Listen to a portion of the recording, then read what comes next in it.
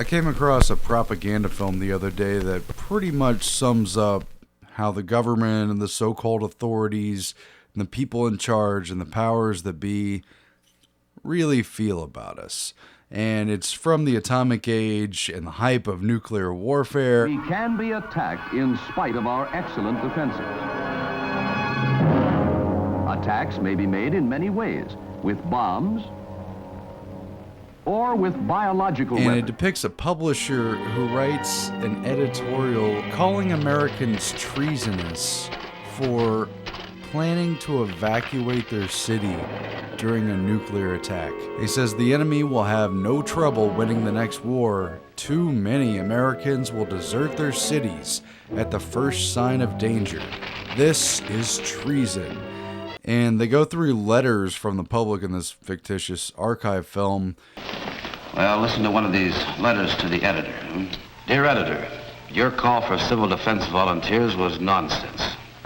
If this city is attacked, my plans are made, and they don't include waiting around to get killed. I'm going to take my family to a place in the country where we'll be safe. I think I'm as patriotic as the next guy, but I'd be pretty dumb to remain in the city when those bombs start falling. We must make them realize there must be no taking to the hills. It's pushing them into something pretty close to treason. Thank God most people don't feel that way.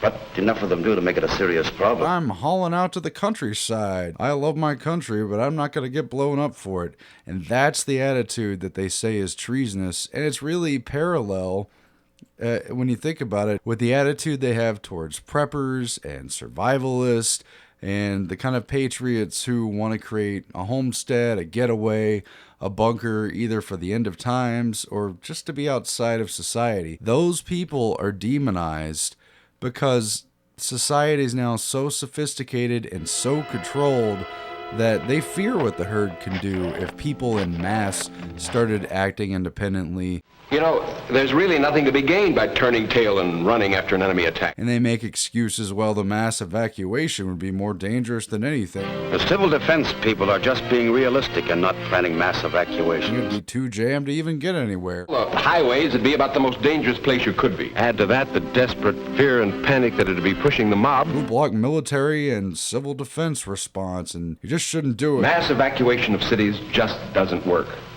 Most people don't know that. They show bombed out buildings in European cities that were decimated in World War II. I saw miles after miles of refugees trying to get away from cities under attack. All they did was choke up the road. And praise the people who stayed there and endured it. People didn't even want to leave their city.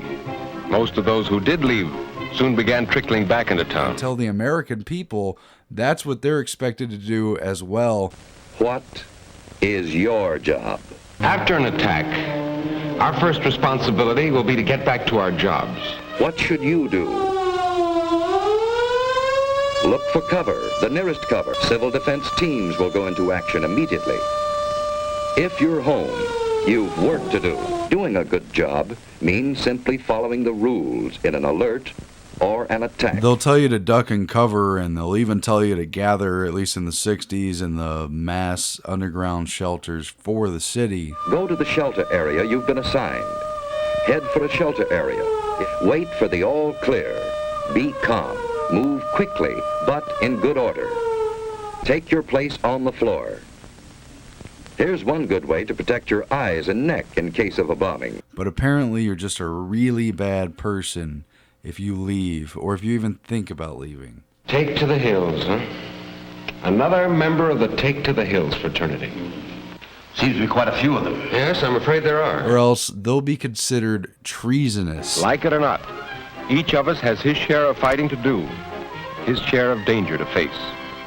Running away from that duty would be desertion, pure and simple. Cowardly and too ready to desert, just as a soldier would desert his line of duty. As a civilian, it would not only be treasonable, but it would mean having to live with the knowledge that in deserting your responsibility, you failed yourself, your family, your friends, your city.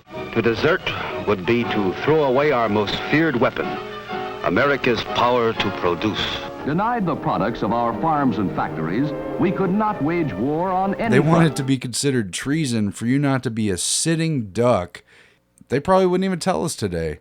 Probably has a lot to do with things like Fukushima being so downplayed in the media because they don't want the public to panic. They don't really care what might happen to the public. Need practice.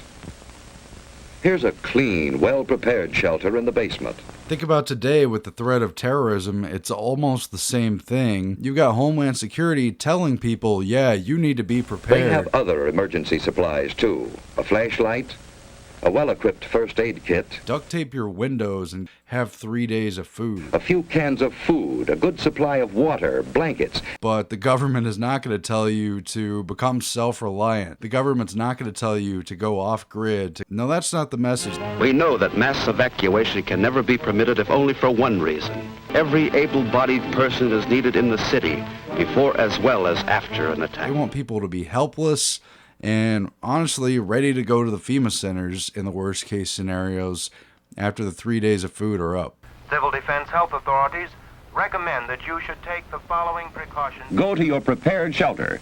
Cooperate with the authorities. Health and medical authorities will tell you what to do. Above all, don't listen to scare talk, rumors, or myths. You know, Fred, actually staying in the city to help after an atomic attack is not nearly as dangerous as a lot of people think.